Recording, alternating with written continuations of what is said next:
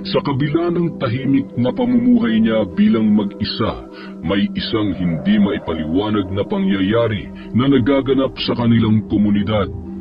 Yun ay ang mga misteryosong pagkawala ng mga hayop at ang paglitaw ng mga kakaibang anino sa gabi na sinasabayan pa ng mga nakakakilabot na alulong ng mga aso at nakakabahalang huni ng mga ligaw na ibon. Isang umaga, habang siya ay namamalengke mag-isa, nakausap niya si Aling Judith, isang may edad na babae na kilala sa kanilang baryo bilang isang mabuti at mapagbigay na tindera ng mga karne ng manok at baboy. Kadalasan sa mga paninda niya na hindi nauubos sa gabi ay ipinamimigay niya na lamang sa kanyang mga kababaryo. Magandang umaga sa iyo, Judith. Baka pwedeng makabili ng karning baboy. Halagang 50 pesos lang sana. Ipangsasahog ko lamang sa ikikisa kong upo para sa tanghalian mamaya. Aba, Arman, ikaw pala. Oo naman, sige. Bibigyan na lamang kita ng pangsahog at huwag mo nang bayaran. Naku, sigurado ka ba riyan? Baka naman malugi ka. Alam kong negosyo yan, kaya kailangan bayaran ng bawat sentimo. Ay, naku, ikaw naman. Wala yon. O siya, heto, iuwi mo na ang lahat. At yung ipambabayad mo ibili mo na lamang ng pangrekado. Ay, maraming salamat sa iyo, Judith. Napakadami naman nito. Pwede mo namang iluto bukas ang matitira para mayroon kang maiulam. Salamat uli ha. Hayaan mo't kapag nakapangahoy ako, dadalhan na lamang kita doon sa bahay mo. Wala man, Arman. Huwag mo na lamang isipin yon. Para namang hindi tayo magkapit-bahay. Nasa ganoon silang usapan nang biglang dumating si Simon. Si Simon ay isa sa kanilang mga kapitbahay na taga-Lakunang Tuba bilang kanyang kabuhayan. Samantala, si Lolo Arman naman ay isang mangangahoy sa gubat at ang mga nakukuha niya ay ibinibenta niya sa buong baryo na nagsisilbing panggatong ng mga tao doon. Oh, Lolo Arman, kayo po pala. Mukhang masarap ang ulam niyo mamayang tanghali ah. Baka po pwedeng makikain sa inyo. Abay, oo naman, Simon. Bakit hindi? Mas mainam nga yun nang may makasabay naman akong kumain. Alam niyo naman, palagi lang akong mag-isa sa kubo. Ay naku, ang batang ito. Umandar na naman ang pagiging matakaw. Sobra naman po kayo, Aling Judith. Ay, oo nga pala. Tutal, sumingit na rin kayo sa usapan namin ni Lolo Arman. Bumili na rin po kayo ng paninda kong tuba. Sige na, mura lang naman po to. Naku ano naman ang gagawin ko riyan? Oh, anong gagawin nyo dito sa tuba? Siyempre naman iinumin. Maliban na lang kung kaya nyo itong nguyain. Ay nako, umiral na naman yung pagiging pilosopo mo, Simon. O paano? Tutuloy na ako't marami pa akong bibilhin na pangsahog para sa lulutuin ko, ha? Sige po, Lolo Arman. Mag-iingat po kayo. Ang ibig kong sabihin ay hindi naman ako umiinom yan. At sa edad kong to ay bawal na yan sa akin. Akala ko po kasi kaya nyo humayin tuntubay. Kakaiba yun ha. Kayo lang ang makakagawa nun dito sa baryo natin. Ay naku ka talagang bata ka. Ang mabuti pa, lumakad ka na't ilako mo na yan. At nang makarami ka pa. Parang napipikon kayo, Aling Judith ha. Huwag kayong sumimangot. Ayan o. Lalo tuloy kayo nagmumukhang matanda. Kitang-kita tuloy yung mga kulubot sa mukha nyo. Umalis ka na at marami pa akong aasikasuhin dito sa tindahan ko. Wala ka talagang magawang bata ka. Alis na. Sige po, Aling Judith. Baka po ako pang manguya nyo sa sobrang inis nyo eh. Bye-bye po. Ganoon ang turingan ng mga tao sa kanilang baryo. Bagamat nababalot ito ng mga kababalaghan, napapalitan naman yun ng katahimikan dahil sa mabuting pagsasamahan ng bawat isa. Samantala, habang pauwi naman na naglalakad si Lolo Arman ay kitang-kita niya kung paano siya iniiwasan at kinatatakutan ng mga taong kanyang nakakasalubong. Maging ito man ay mga bata o matanda. Kitang-kita niya sa gilid ng kanyang mga mata kung ano ang nais iparating ng mga ito. Ngunit hindi masabi sa kanya ng diretso. Nauunawaan niya naman yun kung bakit. Yun ay dahil sa nakakatakot niyang muka na tila inukit ang kaliwang pisngi na halos mawala na. Kinahapunan, nang kakauwi lamang ni Lolo Arman galing sa pangangahoy sa kagubatan, tamang-tama naman na bumuhos ang malakas na ulan. Sinabayan pa yon ng mga kulog at kidlat. Bawat parte ng kalangitan ay halos mabalot ng nagliliwanag na tila kuryente na sumasahim papawid. Tila nagbabadya ito ng panganib. Nagbibigay babala sa mga tao at naghahatid ng sanlaksang takot at hilakbot sa mga taga-baryo Dapdap. Magandang umaga po, Lolo Arman. Kumusta pong umaga nyo? Oh, Simon, ang aga mo naman yata ngayon na. Anong meron at ang aga-aga ay naglalako ka na ng tuba? Opo, Lolo Arman. Linggo po kasi ngayon. Kaya napadaan na rin muna ako sa simbahan bago ko ilako itong mga dalakong tuba. Ay, ganun ba? Mabuti at hindi ka nakakalimot magsimba kahit abala ka sa pagtitinda. Mabuti yon, iho, para palagi kang may gabay ng Diyos. Oo nga po, Lolo. Baka po gusto nyong bumili muna ng tuba, pampantok. Nako, itong batang ito. Itinulad mo pa ako kay Aling Judith. Kung naabutan mo lang yung kabataan ko, siguro hindi kakasya sa akin yung 1 galon lang na tuba mo na yan. Ganun ba, Lo? Lo, maiba nga po pala ako. Nabalitaan niyo na po ba yung tungkol kay Ate Adelfa? Si Adelfa, yung buntis? Ay, hindi pa. Bakit? Ano bang nangyari sa kanya? Usap-usapan po kasi kanina sa simbahan. Nakita na lang daw po sa ilog kagabi, palutang-lutang at wala ng buhay. Tapos ang ipinagtataka pa nila, kakaiba daw yung paraan ng pagpamatay. Kagaya rin nung nangyari sa mga tao na naunang namatay dito sa atin noon. Kagaya nung pagkamatay ng mga nauna. Ibig sabihin, wasak-wasak din ang katawan at walang laman loob na parang ginutay-gutay. Tama ba? Ganoon na nga po, Lo. Parehong-pareho talaga. Di ba po, Lo, duda ng mga tao sa baryo natin noon aswang taong pumatay sa mga yun? Maski ako man ay naniniwala na aswang ang pumatay sa kanila, sapagkat hindi ganoon pumatay ang isang normal na tao. Marami na pong nangyayaring ganyan dito sa ating Lolo Arman. Pero kahit sino dito sa baryo natin hindi naman alam kung sino ang aswang.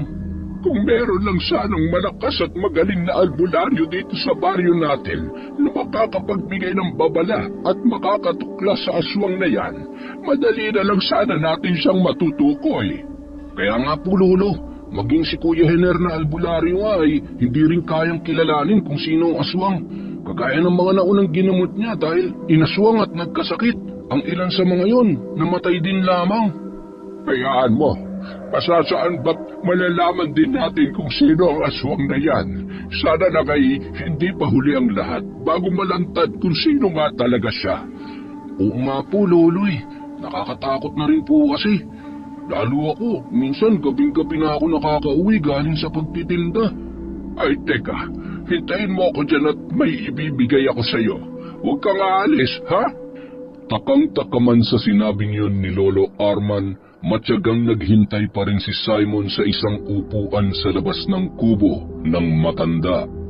Maya-maya, nakita niyang pabalik na ito at may bitbit na tila 1 kwintas. Isuot mo ito, iho. Palagi mong dadalhin yan at ilalagay sa iyong leeg tuwing lalabas ka ng inyong bahay. Iwasan mo lamang na mawala o mabasa, ha? Ano po ito, Lolo Arman? Yan ang anting-anting na kwintas ng bituin ng balete. Mula yan sa maliit na piraso ng ugat ng puno ng balete na balot sa orasyon at banal na dasal. Mabisay ang pangotra at pantaboy sa mga aswang at engkanto. Ayos po ito, Lolo. Maraming salamat po dito, ha. Pero bakit po may ganito kayo, Lolo? Ay, wala ka naman. Pero ipinapaalala ko lang sa'yo, Huwag na huwag mong sasabihin kahit kanino kung saan yan nanggaling, ha? At kung itatanong mo kung bakit ako mayroon yan, hindi kalaunan ay malalaman mo rin. Ang galing niyo naman, Lolo. Sige po, palagi ko itong dadalhin at hindi ko iwawala. Salamat po ulit, ha? Sige po, mauna na po ako para mailako ko pa tong tuba habang maaga pa. Mag-iingat ka palagi, iho. Basta kailangan mo ng kausap, nandito lamang ako, ha?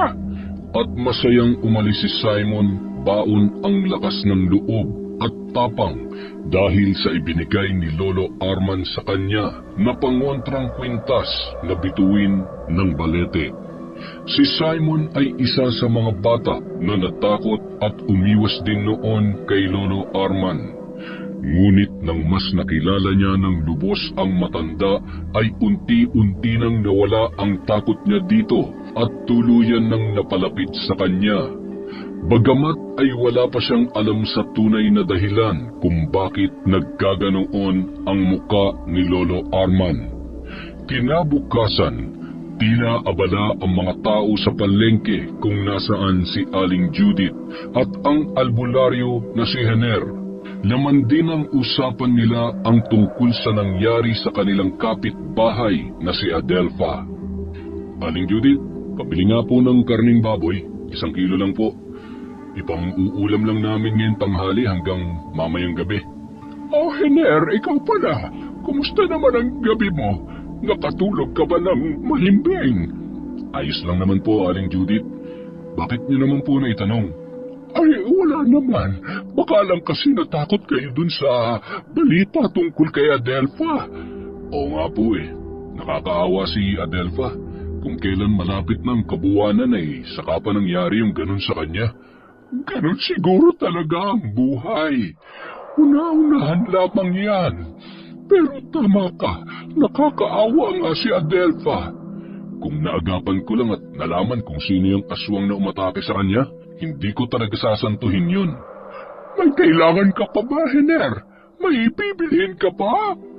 Sa palagay niyo po, Aling Judith, sino kaya ang aswang dito sa baryo natin? Ay, naku, Hener. Alam mo sa bagay na yan, mahirap magturo ng tao. Ay, ang dami niya na kasing nabibiktima dito sa lugar natin. Tuloy ay nawawala na yung sayo ng mga tao dito kasi napapalitan na ng takot. Kaya nga, Hener, hindi sa ipinagtatabuyang kita, ha?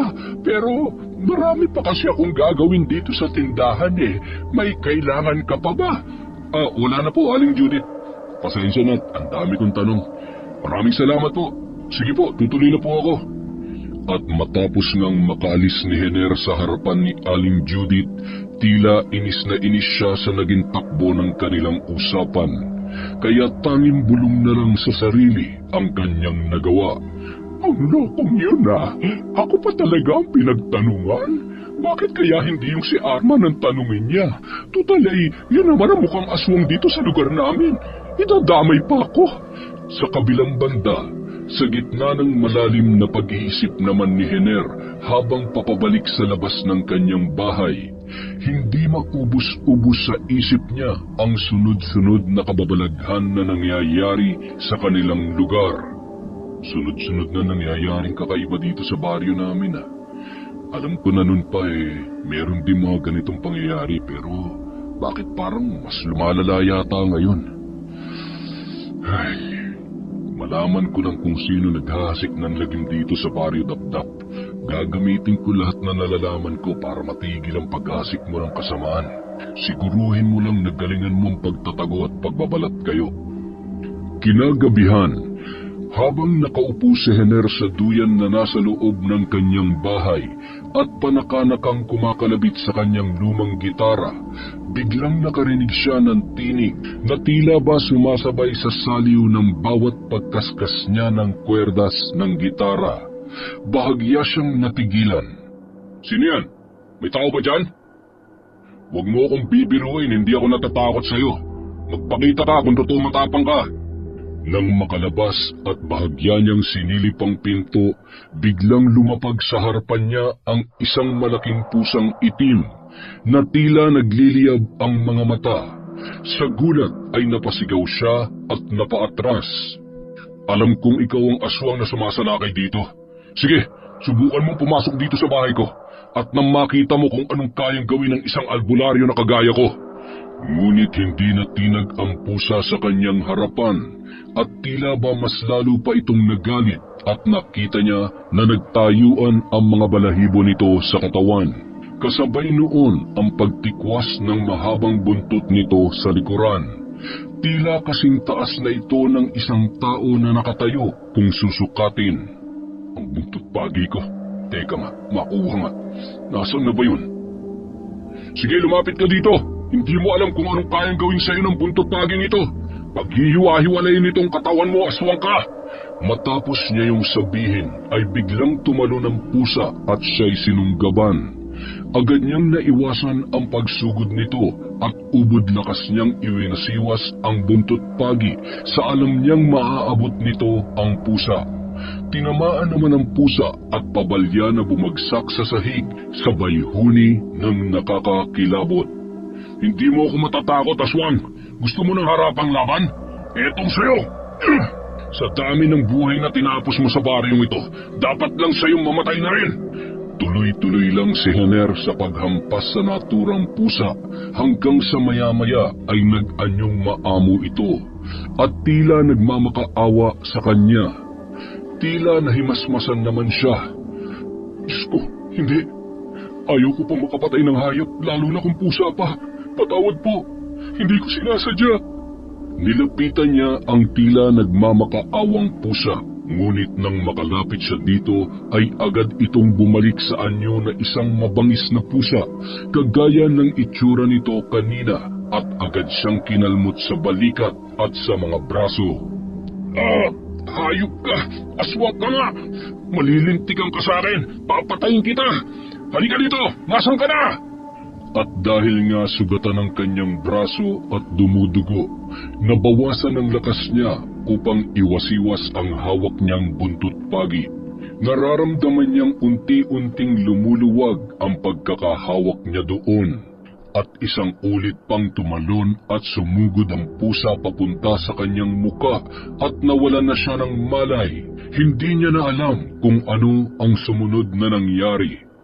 Samantala, bago nawalan ng malay si Hener ay hindi na niya nasaksihan ang biglang pagsulpot ni Lolo Arman na noon pala ay tila nakakaramdam ng kakaiba sa kanyang katauhan. At isang kumpas lamang ng kanyang kamay kasabay ng banal na orasyon ay tumilapon sa labas ng bahay ni Hener ang pusang itim. Bagamat hindi na siya aktibo sa pagiging antingero sa mahabang panahon, taglay pa rin niya ang malakas na pakiramdam at senyales na dulot ng agimat na nasa kanyang mga bulsa at bewang. Ako ang harapin mo, aswang na mapagbalat kayo! Bakit hindi ka magpakita sa tunay mong anyo? Mamili ka! Uuwi ka sa bahay mo ngayon din o susunugin ko yun upang wala ka nang mauwian pa. Kahit maganyong pusa ka pa o kahit anong hayop, kilala kita.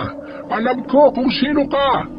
Matapos bigkasin ni Lolo Arman ang mga salitang yun, kaagad na nagtatakbo ang pusa kasabay ng pagtalon. Habang tumatawid ito sa mga bubungan ng mga bahay at biglang nawala na lamang sa gitna ng dilim. Matakot ang loko. Naniwala naman siya na talagang alam ko ang bahay niya. Hayaan mo, sa susunod, iiwanan kita ng palatandaan para madali namin matukoy kung sino ka dito sa baryo namin. Nararamdaman kong taga rito ka rin lang. Malalim ang iniisip ni Lolo Arman nang maramdaman niya na tila kumikilos ng muli si Hener at bumabalik na ito sa kanyang ulirat. Mapapabulong siya sa sarili at magmamadaling umalis. Nako, magkakabali na si Hener. Hindi niya ako pwedeng makita. Hindi niya pwedeng malaman na isa rin akong antingero. Dahil kapag nagkaganoon, muling maaalala ng mga tao kung paano nila ako pinagdududahan bilang aswang dahil sa itsura ko. Ang hindi niya alam, may isang paris ng mga mata na nakamasid at nakasaksi sa lahat ng pangyayari at kabutihan na kanyang ginawa. Kinabukasan, Nagkasalubong sina Hener at Roland sa eskinita habang pauwi si Hener galing sa bayan. Si Roland naman papunta sa palaisdaan na kanyang pinagtatrabahuhan. Magkaibigan ang dalawa, ngunit minsan lang sila nitong magkita dahil kapwa sila may kanya-kanya ng buhay. Walang kaalam-alam si Hener na si Lolo Arman ang nagligtas sa kanya kagabi laban sa aswang na pusa. Basta ang alam niya lang ay hinimatay siya at paggising niya, wala na roon ang aswang. Uy pre, kumusta? Ano nangyari dyan sa mga sugat sa braso at mukha mo? Ayos lang naman pre. Ito ba? Wala yan. Nakipagharutan lang ako sa alaga akong pusa kagabi. Medyo napikon yata. Ayun, tinotoo ko. Pambira ka naman pre oh. Minsan na nga lang tayo magkita magkakagalos ka pa. Ingat-ingat din minsan ha. Hindi na ibebenta ang katangahan. Loko, wala lang naman to. Pre, o nga pala, maalala ko lang. Hindi ba buntis yung asawa mong si Clara? Oo, sa ikalawang bang pamanganak yun. Bakit mo na itanong? Mag-iingat kayo ha. Ingatan mo yung asawa mo. Lalo na ngayon na buntis siya. Siguro naman nakarating na sa iyo yung usap-usapan dito sa baryo natin tungkol sa... Alam mo na? Tungkol saan? Sa aswang? Naku pre, nung pa naman uso yung aswang na yan dito sa lugar natin. Ang tanong, may nakakita na ba? May pruweba ba? Wala naman, di ba? Ibig sabihin, wala talaga nun. Alam mo pre, naiintindihan ko naman kung bakit hindi ka naniniwala Pero sana lang, isipin mo pa rin kailangan mong protektahan yung mag-ina mo. Pre, ito lang ang masasabi ko sa'yo. Maraming salamat sa paalala ha.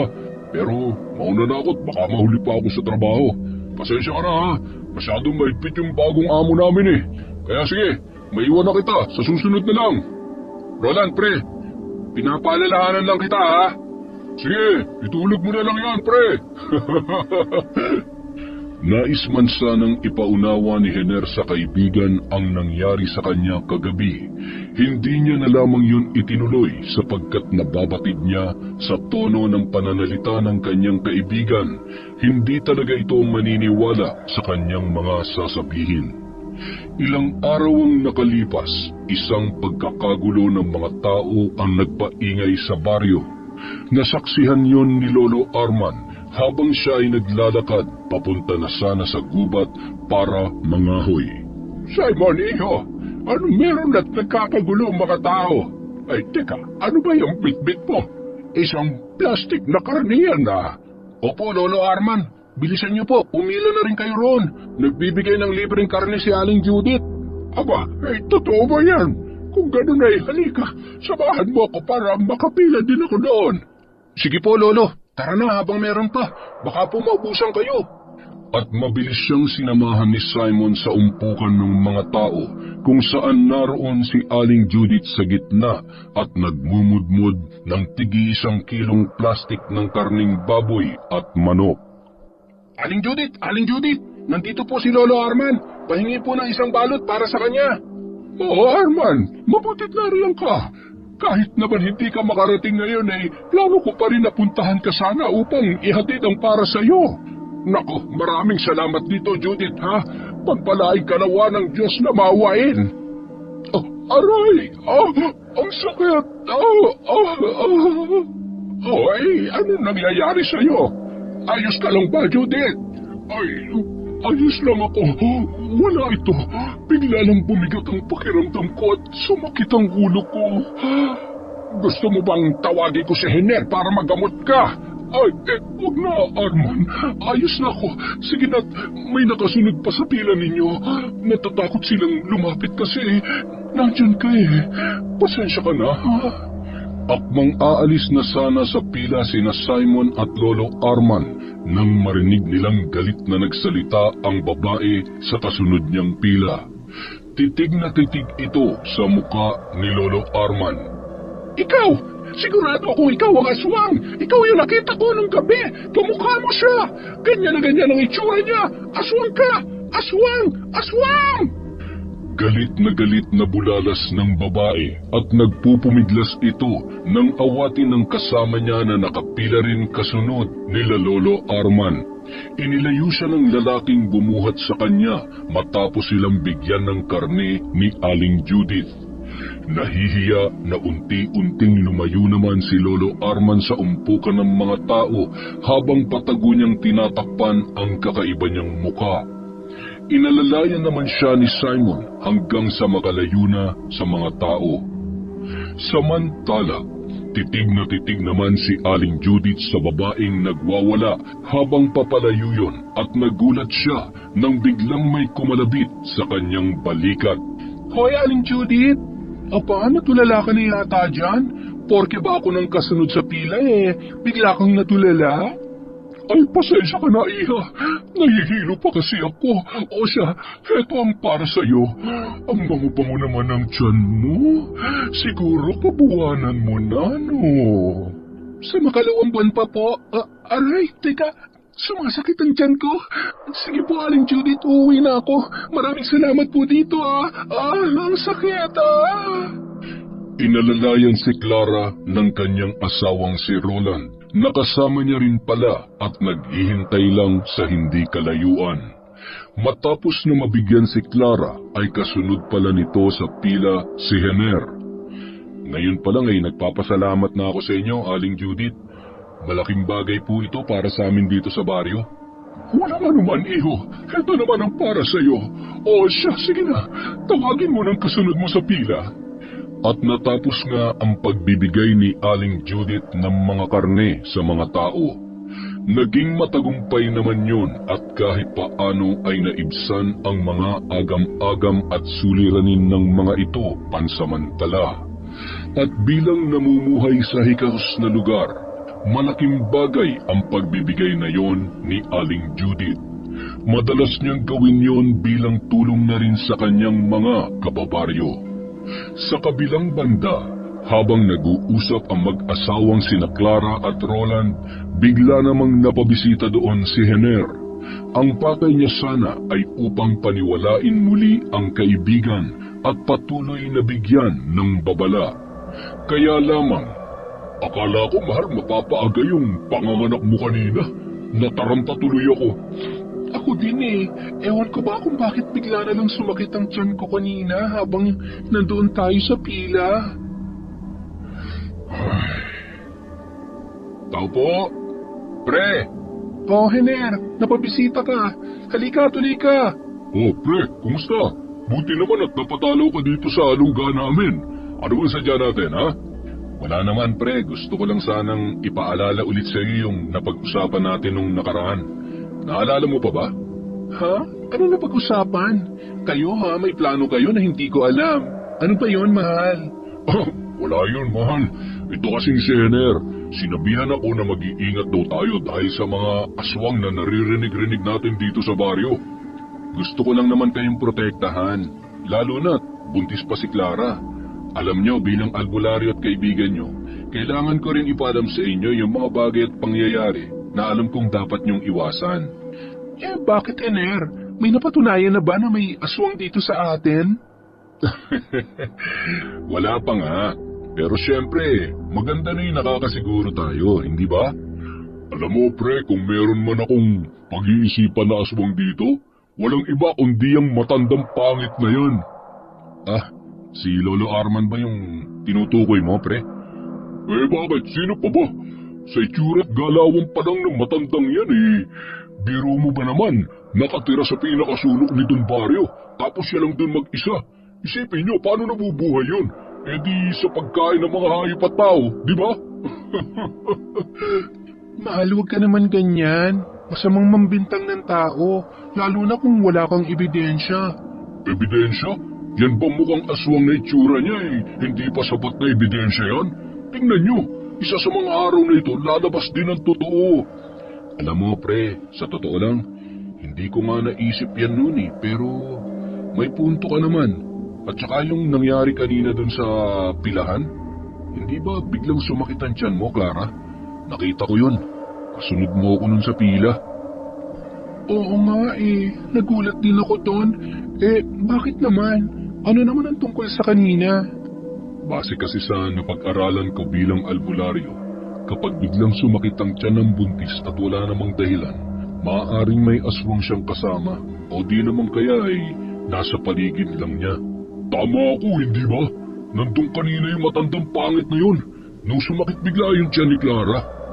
At isa pa, may isang babae doon kanina na parang nawawala sa sarili at pilit na itinuturo si Lolo Arman. Tapos paulit-ulit niyang sinasabi na aswang daw yung matanda. O edi yun, ngayon malinaw na lahat. Mabutit nalaman natin kaagad yan. Nang sa ganun ay alam na natin kung sino yung dapat talaga nating iwasan. Sinasabi ko na nga ba sa itsura niyang yun, mukha talaga siyang hindi mapagkakatiwalaan. Matapos ang pag-uusap na yun ng tatlo ay tila napagtagpi-tagpi nila ang lahat at napagtanto nila sa isip kung sino ba talaga ang hinihinala nilang aswang sa kanilang lugar. Ngunit nanahimik muna sila at inisip ng maigi ang mga hakbang na gagawin para lupigin ang kalaban na aswang. Mabilis na lumipas ang mga araw. Walang insidente ng mga pagpatay ng hayop o tao sa kanilang baryo sa loob ng 2 linggo. Kaya naman, unti-unti nang bumabalik sa sigla ang paligid ng baryo Dapdap. Ngunit ang inakala nila na patuloy na katahimikan ng lugar ay pansamantala lamang pala. Aling Judith, ano ba naman itong itinitinda mong karni? Sira naman na yata ito Amuyin mo nga ang baho-baho na. Kasing amoy mo na yan Teka Roland, huminahon ka naman. Maaari mo naman niyang sabihin ng maayos. Maayos? Ano mapapala ako sa usapang maayos Nasayang lang yung perang ipinabayad ko niyan sa inyo. Wala akong planong makipagbiruan, Aling Judith. Ibalik mo na yung pera ko o palitan mo tong bulok na karning binibenta mo. Ay, teka muna Roland. Bakit mo ibinato sa akin yung karne? Huwag kang mag-alala, papalitan ko na lang. Dapat lang. Palitan mo na ngayon.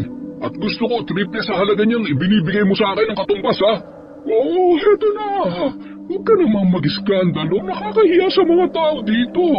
Madali ka naman palang kausap Sa susunod, kapag binentahan mo pa kami ulit ng bulok at siramong paninda, pasasabugin ko yung baho ng ulo mo. Naintindihan mo? Huwag ka mag-alala. Hindi na mauulit yun. Diyan ka na nga. Sinasayang mo lang ang oras ko Matapos yun, patawa-tawa na umalis sa harapan ng matandang babae si Roland. Pasipul-sipul pa ito habang naglalakad palayo sa pwesto kung nasaan ang tindahan ni Aling Judith. Kinahapunan, tila may kakaibang nararamdaman si Roland. Mabigat ang kanyang katawan at tila tinatrangkaso siya. At dahil nga natapat sa panggabi ang kanyang trabaho sa isang buong linggo, napagdesisyonan niya na wag na munang pumasok. Ipinasya din ng kanyang asawa na si Clara na magpahinga na lamang muna at dahil baka napagod na rin siya sa sunod-sunod na araw ng pagtatrabaho sa palaisdaan. Tumawag sila sa amo ng lalaki at agad naman nitong naunawaan ang sitwasyon. Isang araw, habang nasa kagubatan si Lolo Arman at abala sa pagkuha ng mga kahoy na pambenta, may naririnig siyang tila kaluskos at yabag ng mga paa sa hindi kalayuan. Pinakiramdaman niya ito at kaagad niyang nabatid na hindi galing sa masamang elemento ang pinanggagalingan ng mga tunog na yun. Dagli siyang huminto sa ginagawa at pinakiramdaman ang tila mga pagkilos sa paligid. Nang walang ano-ano ay biglang may nakita siyang gumugulong na binatang lalaki na nakakapit sa maliit na baboy ramo na may tama ng pana sa leeg na tumagos sa ulo nito. Huli ka! Huwag ka na magpumiglas pa, karne ka sa akin ngayon. Pinahirapan mo ako Sino ka? Bakit ka nakarating sa aming baryo? Saan ka nang galing? Huwag naman po kayong ganyan magtanong, matandang walang pisngi. Di naman siguro halata na isa akong mangangasaw, hindi ba? Tsaka ano bang klase mo kaya? Bakit ganyan? Ang ibig kong sabihin ay paano ka napadpad dito? Ang lugar na ito ay liblib at malayo sa mga katabing baryo. tungkol naman dito sa mukha ko, huwag mo na lamang itong pansinin. Ito ay tanda ng aking nakaraang pakikipagdigma. Ngayon ko lang nalaman mula sa inyo na kailangan pa pala dapat na alam ng mga mangangaso kung nasaan lugar sila, no? Sa pagkakaalam ko kasi, kung saan na lang ako abutin ng dilim, doon na ako titigil.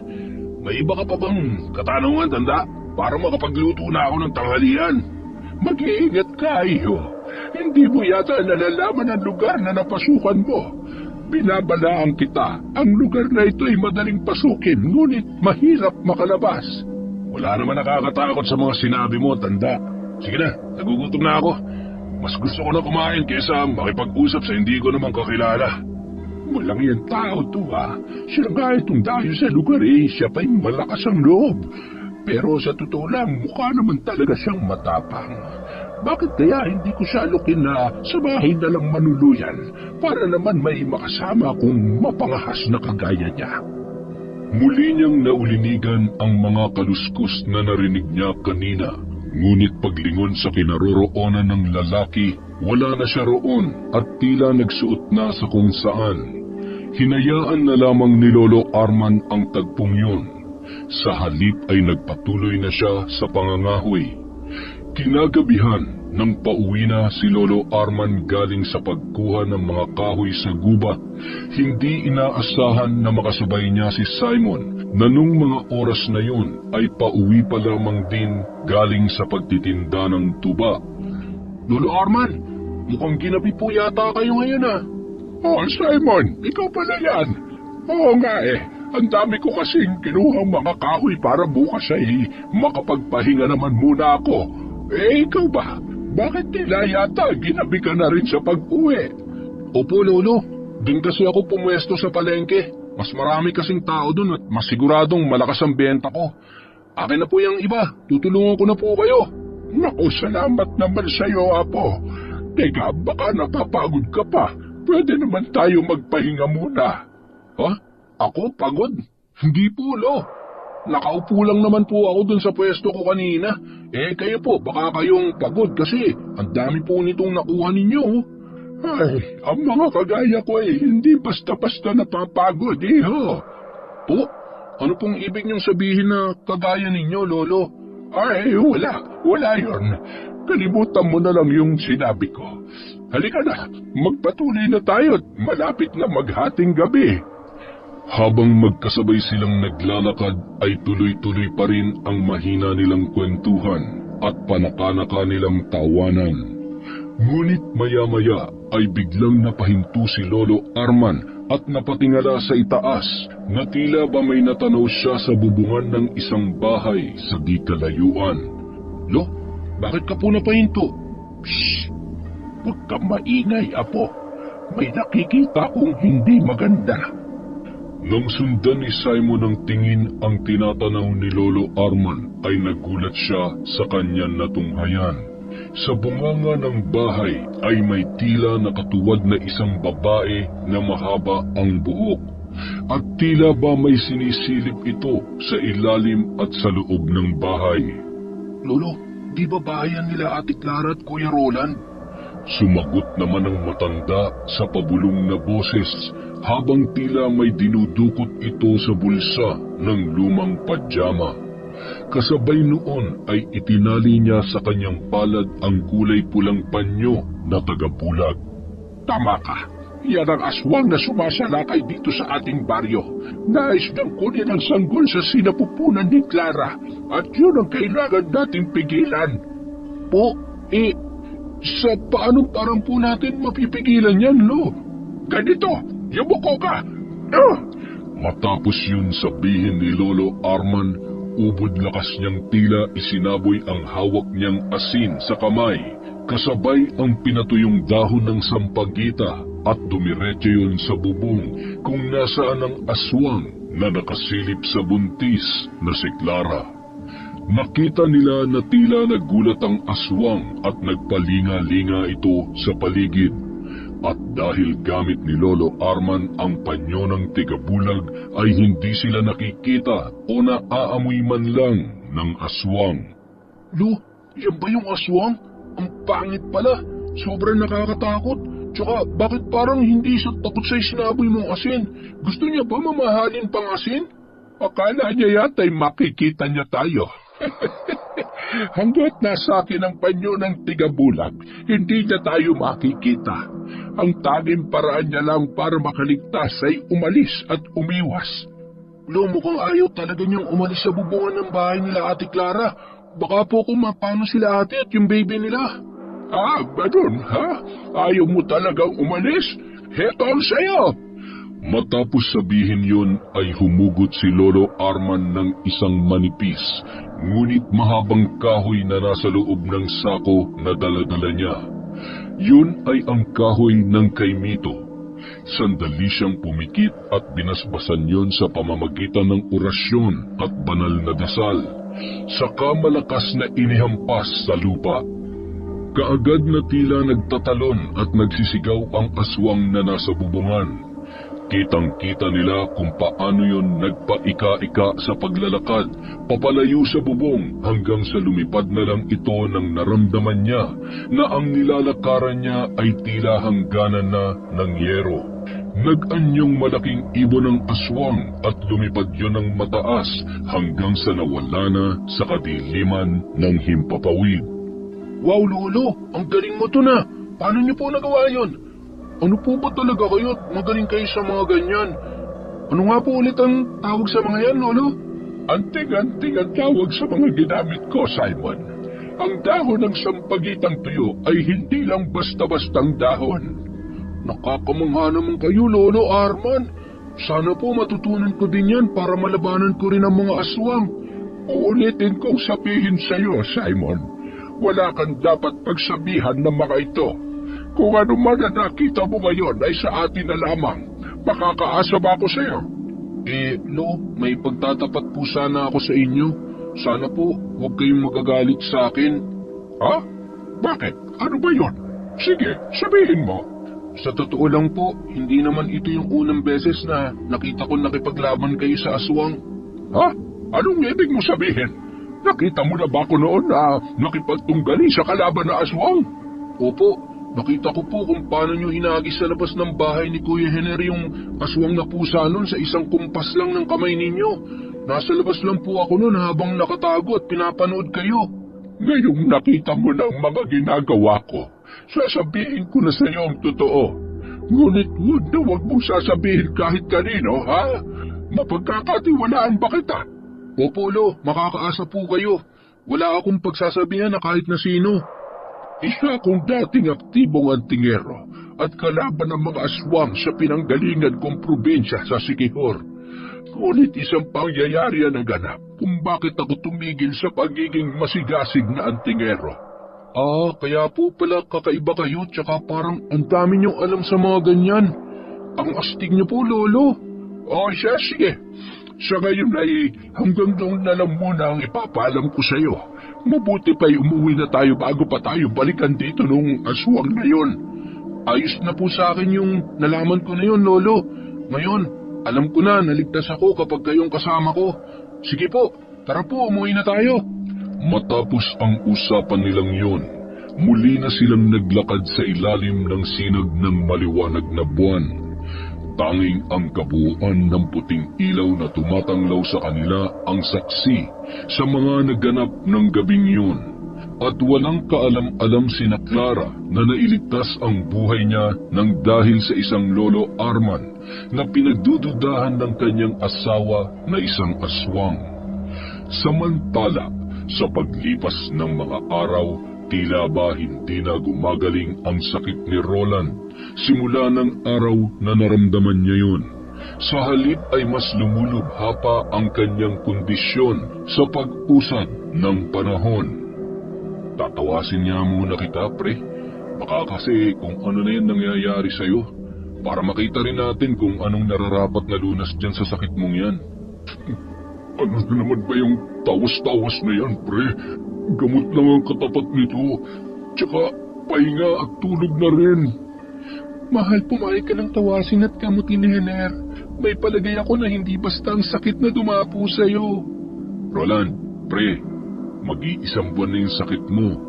Di ka ba nababahala? Hener, sige na. Gawin mo na kung ano sa palagay mong makakapagpagaling sa kanya. Huwag na nating hintayin pang pumayag yan. Matigas ang ulo niyan. Sige, Clara. Sisimulan ko na. At sinimulan na ng gawin ni Hener ang panggagamot sa kaibigan na si Roland. Matapos ang ginawa niyang ritual ay napag-alaman nila na pinaglalaruan ng aswang si Roland. At nakita rin ni Hener ang tangkang pagkuha ng aswang sa sanggol na ipinagbubuntis ni Clara. Sinamantala daw ng aswang ang kahinaan ni Roland para atakihin ang kanyang asawa. Diyos ko, huwag naman po sana madamay ang sanggol na dinadala ko. Palagi mo tong isusuot sa bewang mo, Roland, ha? Ito ang anting-anting ng San Benito. Sa pamamagitan yan, may iiwas ka sa aswang na naglalaro sa'yo. Pero kung hindi ka pa rin gagaling sa loob ng 2 araw, hahanap na tayo ng mas magaling at nalubhasang albularyo. Kung ganoon, saan naman kaya tayo makakahanap ng albularyong sinasabi mo? Yun ang hindi ko pa alam, Clara. May palagay ako na merong ganon dito sa lugar natin. Nararamdaman ko siya. Pero sa ngayon, tila hindi nakikipag-ugnayan sa diwa ko yung lakas niya. Paano ko mapoprotektahan ang sanggol nito na dinadala ko? Sa ngayon, ang may papayo ko lang sa'yo, palagi kang maglalagay ng walis tingting sa tabi mo kapag matutulog ka sa gabi. Magbalot ka rin ng asin at bawang sa supot at isabit mo sa mga bintana at itaas ng pintuan.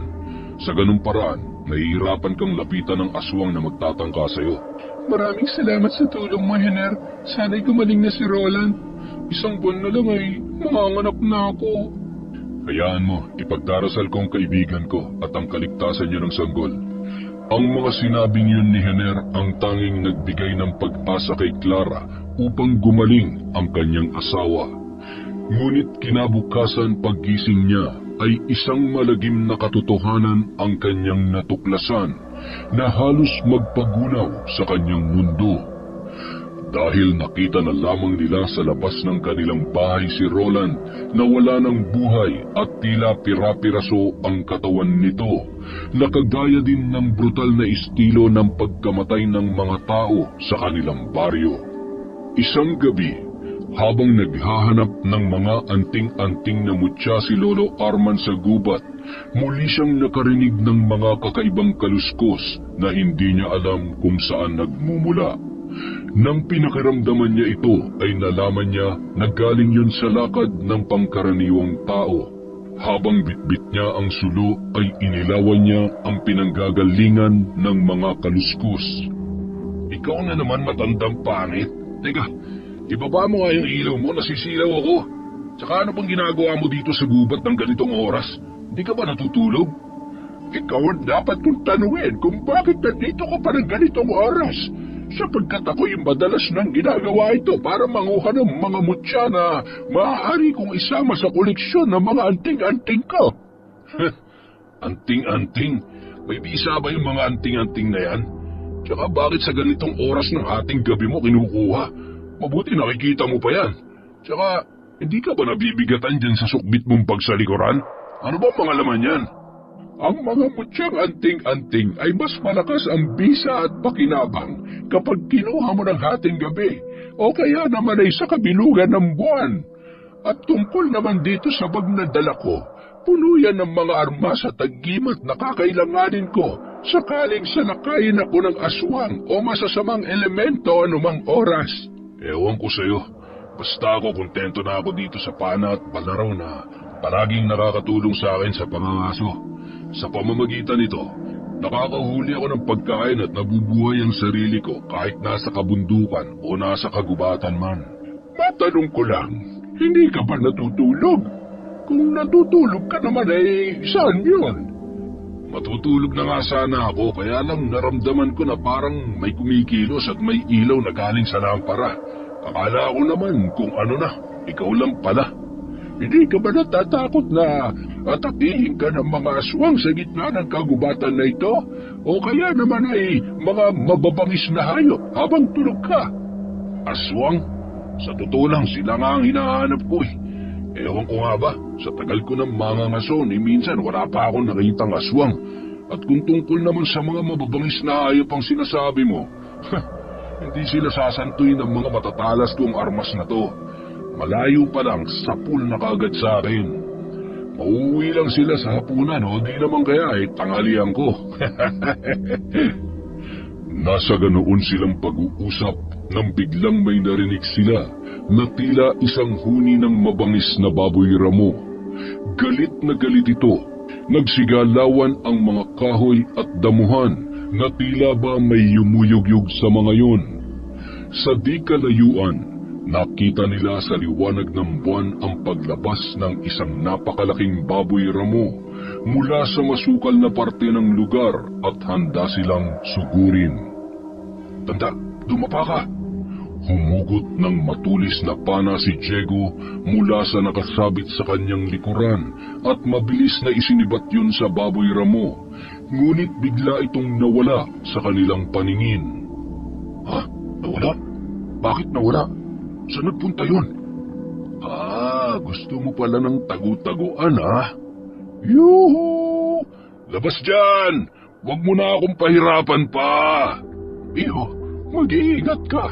Hindi pangkaraniwang baboy ramo ang nakita mo na nagtatago sa atin ngayon. Ha? Anong ibig niyong sabihin? Ayun, lumitaw na ulit.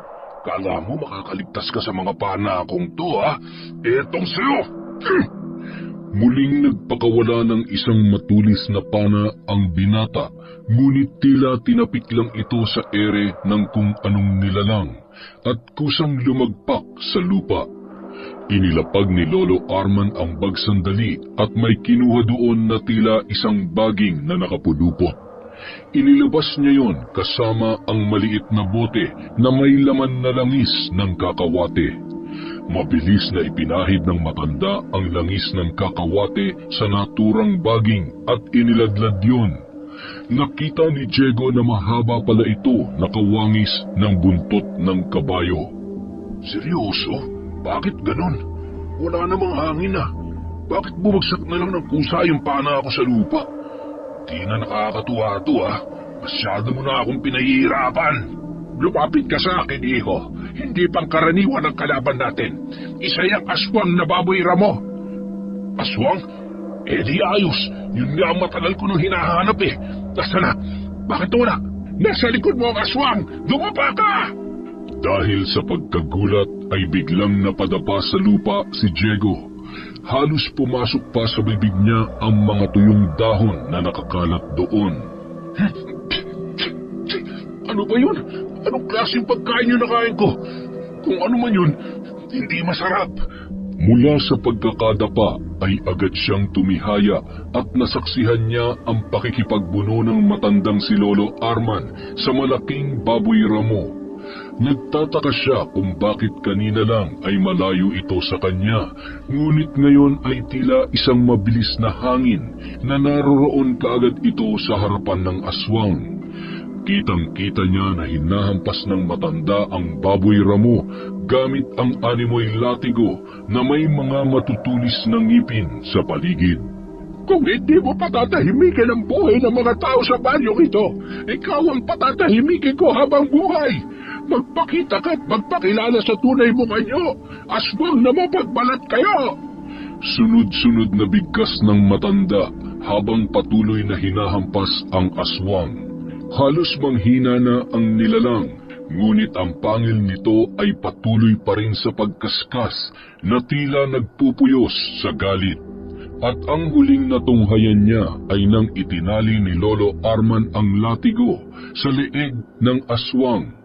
Bigla ay nagbagong anyo yon ng isang maliit na ibon at kusang kumawala sa pagkakagapos. Lumipad sa itaas hanggang sa maglaho sa kadiliman. Sa nasaksihan niya ay nagmamadaling tumayo si Diego. Wow! Totoo ba itong nakikita ko? Teka, hindi yata ako makapaniwala. Baboy ramo na biglang nag-anyong ibon? Sayang naman, pang-umagahan ko na sana yun ah. Maya-maya, lumapit na sa kanya ang matanda at nag-aalala na siya ay tinanong. Ayos ka lang ba, iho? Hindi ka ba nasaktan? Ayos lang naman ako. Salamat sa pagliligtas mo sa akin. Hindi ko alam na may kakayahan ka palang maging parang superhero.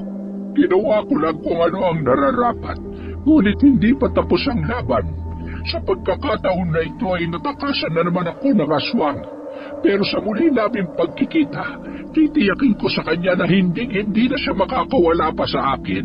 Ang ibig mo sabihin, may tinutugis ka rin na aswang dito sa inyo? Oo, iho. Ang aswang ngayon ang matagal nang namiminsala at pumapatay ng mga hayop at tao dito sa baryo namin. Ngunit hirap kami malaman o matukoy kung sino siya, sapagkat palagi siyang nakakalusot sa amin. Pero ang galing nyo ah. Paano nyo nagawa na biglang sumulpot dun sa harapan ng aswang kanina? Eh di ba nandito pa lang kayo nun? Kung hindi nyo siya naharang, malamang ako na naging hapunan nun.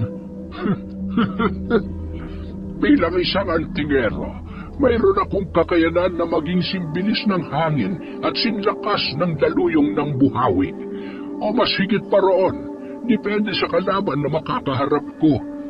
Ayos pala, pero wala pa rin binatbat yung mga anting-anting mo dito sa mga... Teka, nasaan na yung mga pana ko? Huwag mo nang hanapin. Naroon na sa loob ng bag ko. At total wala ka namang matutuluyan na maayos dito sa gubat. Nais mo bang sumama na lang sa akin at doon na sa kubo ko tumuloy? Teka, bakit? Gagawin mo rin ba akong antingero? Baka ipain mo lang ako sa aswang ha? Alam ko na yan. Nakapanood na ako ng ganyan. Ay, ang mga kabataan talaga ngayon, mga tanga. Nais kitang isama dahil nakita ko ang determinasyon mo sa magkapareho nating layunin. Ang tumugis at pumatay ng mga aswang. Yun nga lang, hindi pa sapat ang kakayaan mo gamit yung matatalas at sibat na daladala mo. Teka, hoy! Huwag mo kami namali itong mga armas ko. Marami na napatay na mababangis na hayop sa gubat to ha. Tsaka, ito nagbibigay sa akin ng pagkain. At isa pa, hindi na ako bata no. Oy, sige, hola. Oy, sasama ka ba sa akin o hindi? Ayoko, mas gusto ko pa ditong tumira kaysa makasama ka. Di wag. Tarantadon to. Hayaan na lang kita na pagpira-pirasuhin ng mga aswang dito. At sa halip na ikaw ang makahuli ng makakain, ikaw ang pagpipiestahan nila. Matapos yun sabihin ni Lolo Arman ay naglakad na ito palayo sa binata.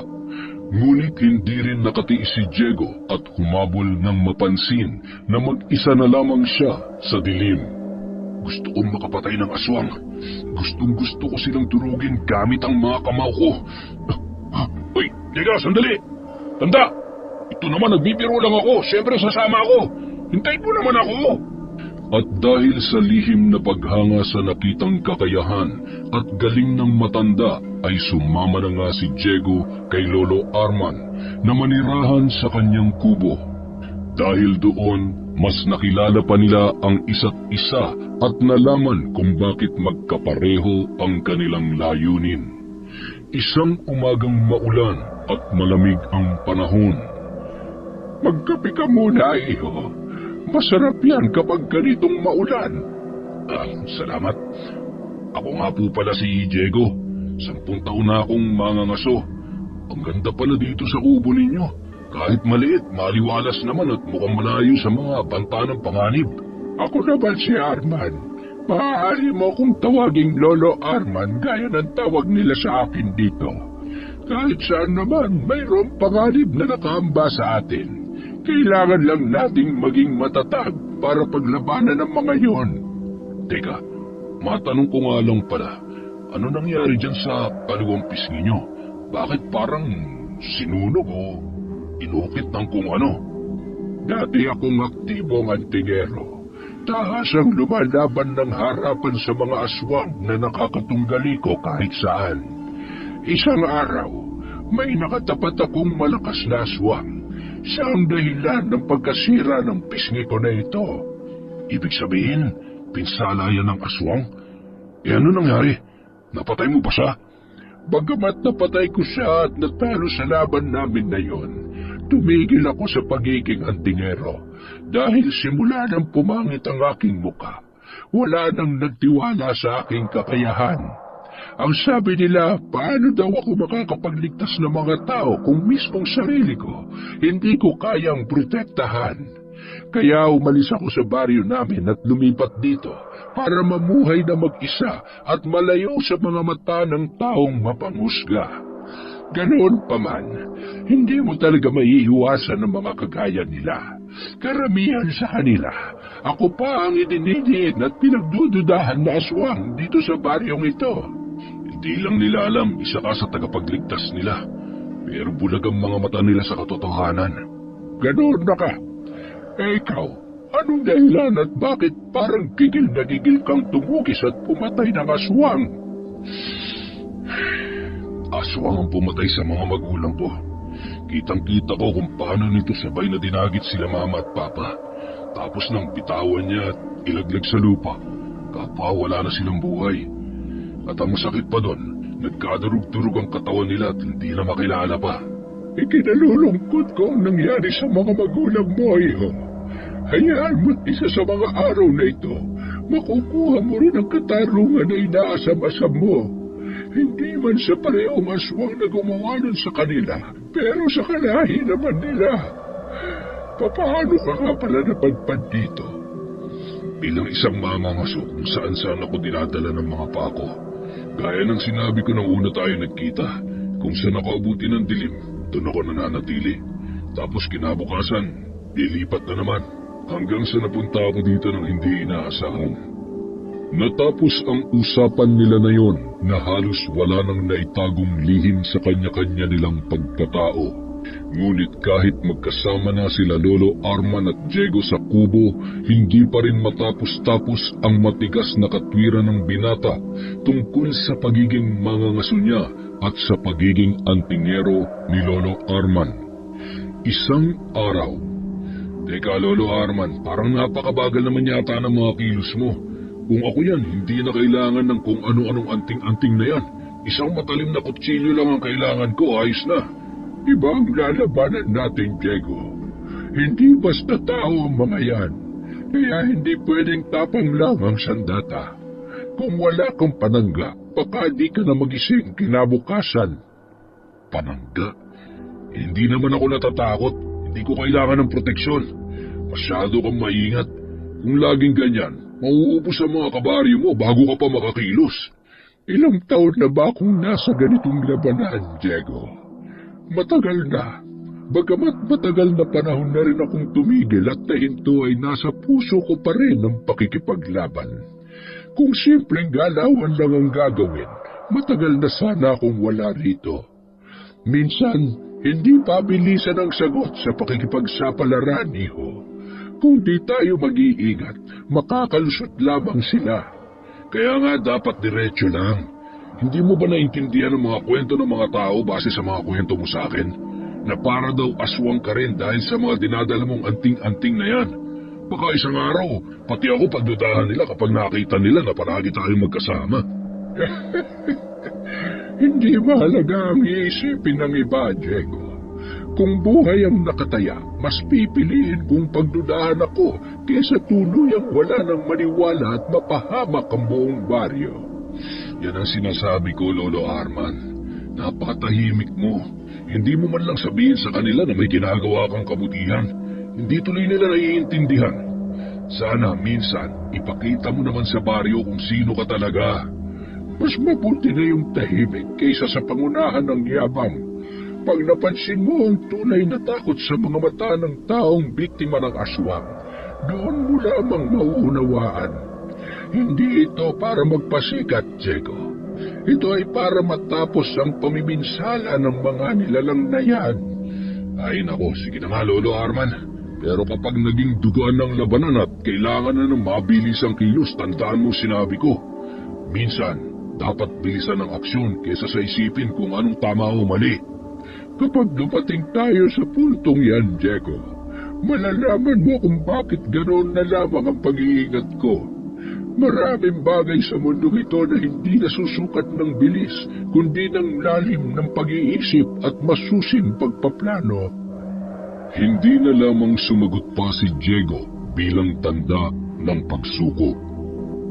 Sa kabilang banda, Habang nagluluksa si Clara dahil sa biglaan at misteryosong pagkamatay ng kanyang asawang si Roland, kasabay na nagluluksa ang buong baryo dahil sa sunod-sunod na namang insidente ng pagkamatay ng mga tao doon.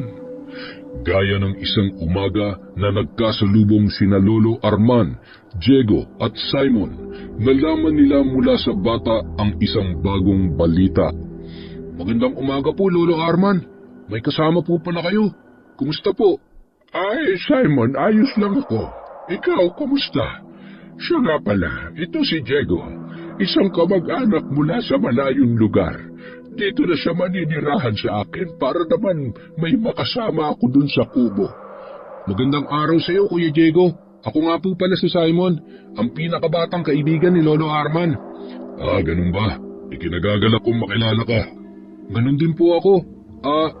Lolo Arman, alam ko na nabalitaan niyo na po yung tungkol sa pagkamatay ni Kuya Roland. Oo naman, kawawa naman si Roland. Kung kailan malapit na ang kabuwanan ng kanyang asawa saka pa siya biglang nawala. Yun na nga po, Lolo Bukod kasi sa kanya, may mga sumunod pa. Doon naman sa ikatlong baryo, si Aling Teroy, Mang Estong, at yung babuyan ni Mang Karding, sinimot yung mga baboy. Lahat po ubos. Walang itinira. Sa tingin ko, lahat ng baryo dito iisa-isahin ng aswang na yan. Masyado lang mapangahas ang halimaw na yan. Kailangan ko na sigurong kumilos at magbalik sa sinumpaan kong tungkulin. Nararamdaman kong kailangan na talaga ako ng baryo dap-dap. Ano mang laban ang haharapin mo, nandito lang ako, tanda ha. Nakahanda akong tumulong. Alam mo, pareho tayo ng layunin, kaya maasahan mo ako. Sige po, Kuya Diego. Tutuloy na po ako. Ibinalita ko lang po sa inyo yung tungkol doon para makapag-ingat din kayo kahit pa paano. Tsaka, oo nga po pala, magpapaalam na rin po ako kasi bukas lilipat na kami ni Papa. Doon na daw po kami titira sa Tarangnan. Ayaw niya na kasi dito. Baka daw kasi sa mga susunod na araw mawala pa ang isa sa amin. Dalawa na nga lang kami magkasama sa buhay baka mawala pa ang isa. Ay, mawawalan na pala ako dito ng isang makulit at madaldal na kaibigan. O siya, sige. Mag-iingat ka at magpakabay ka sa papa mo. Opo, Lolo Arman. Hindi ko po makakalimutan ang mga pangaral ninyo. Sige po, mag-iingat po kayo palagi. Aalis talaga dito sa baryo ninyo mga tao dahil sa aswang na yan. Ang dami na pala niya na biktima. Kaya dapat bago pa maubos ang mga residente dito, maunahan na natin palisin ang nilalang ng kadiliman. Tama ka dyan sa sinabi mo, Diego.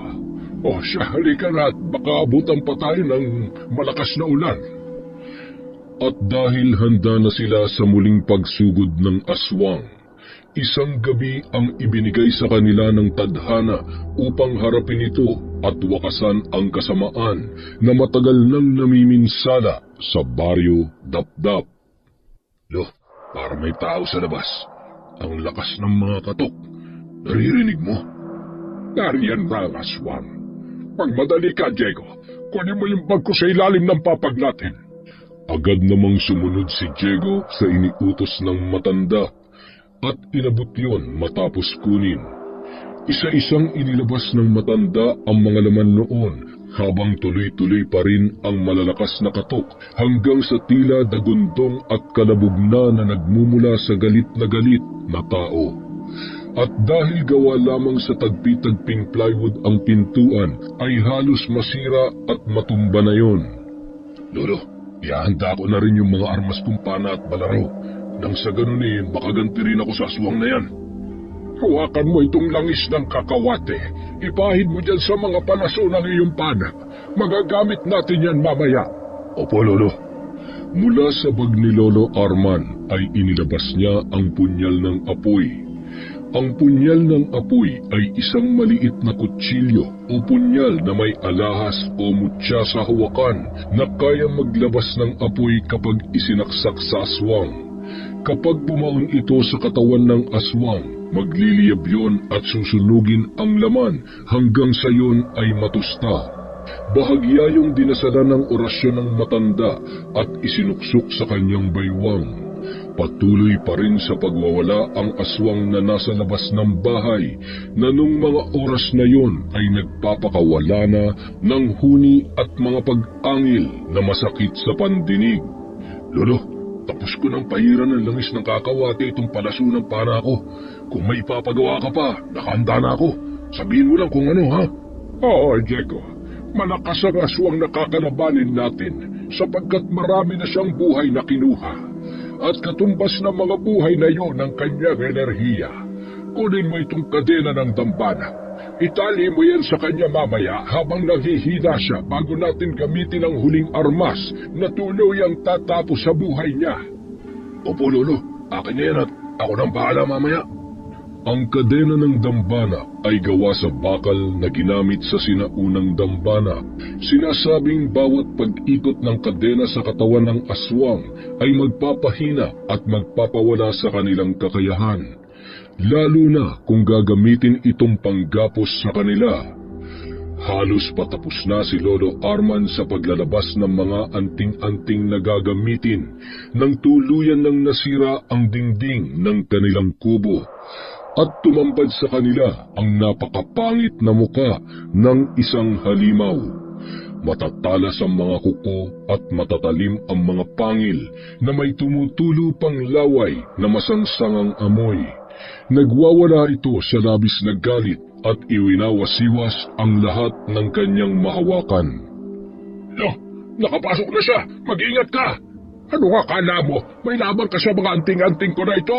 Halika, sumugod ka! Tila isang daluyong ng hangin na lumusob ang aswang sa kinaroroonan ng matanda. Ngunit mabilis na nawala ang matanda at lumitaw ito sa kabilang panig ng lugar. Hindi mo ako kayang habulin, ano? Sige, ilabas mo ang lahat ng kakayahan mo! Muling sumugod ang aswang at tila galit na galit ito. Ngunit sa pagkakataon na yon ay si Diego naman ang umatake sa kanya. Mabilis na nahawakan niya sa leeg ang lalaki at mahigpit na sinakal yun. Ipinulupot ni Diego ang kadena ng dambana sa kanyang braso. At dahil sadyang sanay siya na gumamit ng mga matatalas na armas, kaya naman bago pa siya natumba, ay nadukot niya na mula sa bulsa ang balaraw na madalas niyang daladala at kaagad na naitarak yun sa mabalahibong kamay ng aswang na nakahawak sa kanyang leeg. Kaagad namang nakabitaw ang aswang at napaatras. Huwag kang magpapaday sa takot, Diego! Lalabanan natin ang aswang na yan hanggang kamatayan! Nang makabawi ang aswang, malakas na tumalon yun paitaas at lumapag sa harapan ni Lolo Arman. Malakas na hinawi ng kamay nito ang matanda at tumilapon sa malayong panig. Malakas at nakakakilabot na tumawa ang halimaw at muling sumugod sa kinaroroonan ni Lolo Arman. Ngunit bago pa yon makarating sa matanda ay mas mabilis na kumilos si Diego. Ngayon magagamit ko ng galing ko sa pagpana. Itong sa'yo, aswang! At isang palaso ang pinakawalan niya na kaagad na tumusok sa likod ng aswang. Ngunit bahagya lang itong napahinto at inabot ng kamay niya ang nakatusok na palaso at walang kahirap-hirap na hinugot yon. Matapos ay itinuloy ang pagsugod sa matanda. Ano? Nahugot niya pa yun? Hindi ito maaari. Lolo, itutusok niya sa iyong palaso. Alam ko, Apo. Huwag ka mag-alala. Hindi na siya makakakilos pa ngayon. At dinukot ng matanda ang kanyang bulsa. May inilabas siya doon na tila isang maliit na malakristal na tarheta na naglalaman ng mga kakaibang kulay at kislap ng mga maliliit na insekto. Yun ang mutya ng alitaptap. Nakukuha yun mula sa kakaibang uri ng mga kulisap na matatagpuan lamang sa mga kabundukan. Kapag inilabas ang mutyang ito, kumikislap sa dilim at naglalabas ng liwanag na kinatatakutan ng mga aswang. Kapag tinutok sa kanila, maaaring mawalan sila ng lakas at hindi na makatakbo pa. Kaagad na nanghina ang aswang at lupaypay ito sa lupa na tila ba hirap na hirap sa kanyang nararamdaman. mas lalo pa itong umangil at umatungal na tila isang kinakatay na pinaghalong ibon at baboy. Mabilis na tumayo si Lolo Arman. Lolo, nangihina ng aswang! Sige na, Diego! Itali mo sa katawan niya ang kadena ng dambana! Mabilis namang ginawa ng binata ang inutos ng matanda. Ilang sandali pa, nakagapos na sa kadena ang aswang. Ngayon, ito na ang katapusan mo, aswang! Diego, itarap mo ng direkta sa leeg niya ang kahuli-hulihang palaso ng pana na nasa iyo. Huwag mong palibarin sa hangin upang hindi mabawasan ang puwersa.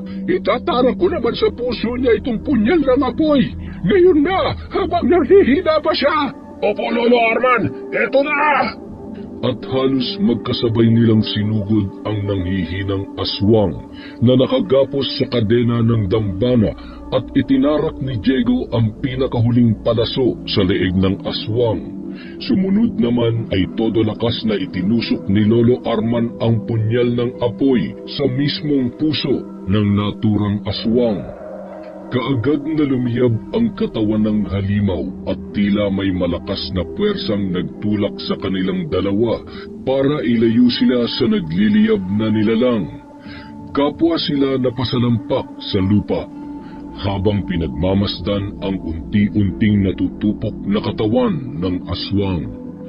Ngunit laking gulat ni Lolo Arman nang nagbagoy ng anyo at nakita ang katawan ni Aling Judith. At dahil gumawa ng malakas na ingay at kaguluhan ang labanang yun, halos lahat ng kanilang kababaryo ay nagpuntahan doon at kitang-kita nila ang aswang na nagkatawan bilang si Aling Judith. Tapos na ang laban, Diego. Masaya ka ba na nakamit mo na ang katarungan ng iyong mga magulang? Opo, Lolo. Tuwang-tuwa. Walang kasing saya. Maraming salamat sa pagbibigay daan para sa pagtahimik at pagkapanatag ng aking kalooban. Walang anuman, Iho. Pero palagi mong tatandaan, ang tunay na kapanatagan at katahimikan ng puso at isipan ay ang tunay na pagpapatawad. Isipin mo rin palagi na kahit kailan, hindi mananaig ang kasamaan laban sa kabutihan. Simula noon, nakumbinsi at naniwala na ang mga tao na si Lolo Arman ay hindi isang aswang, kundi isang antingero na kanilang tagapagligtas laban sa masasamang elemento.